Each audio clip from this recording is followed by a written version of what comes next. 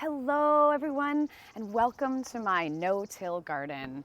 What is that, you ask? It's basically a garden that you make permanent rows and you just never till again. It sounds pretty nice, doesn't it? But there's actually some science behind that. So my mother and I every spring would come out here and we would till up this garden and we would pull out weeds, and there would be so many weeds. We'd have to water all the time.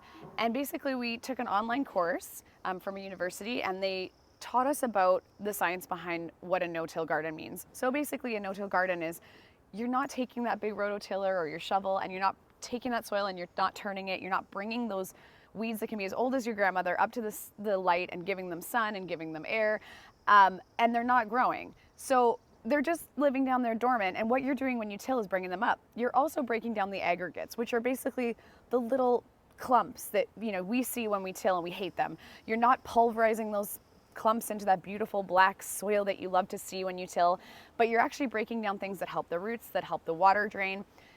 Those are the things you need. So by tilling, you're actually taking an ecosystem that exists within your garden and you're breaking it down, and you're making it worse. So what we did is we made mounds and we made ditches, and you cover it with 4 to 5 inches of mulch. So that can be wood chips, it can be straw, which is what we have here. We have to make sure it's aged.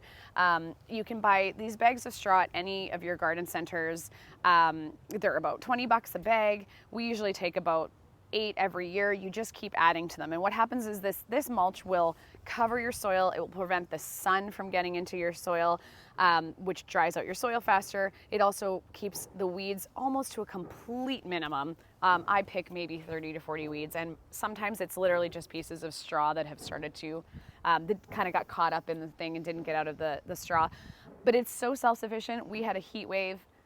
We did not water. It takes care of itself. And basically when you put a shovel in after a couple of years of having it, it'll be this beautiful clumpy, almost like ice creamy like texture, and there'll be earthworms everywhere, and that's exactly what we want to see in a healthy ecosystem.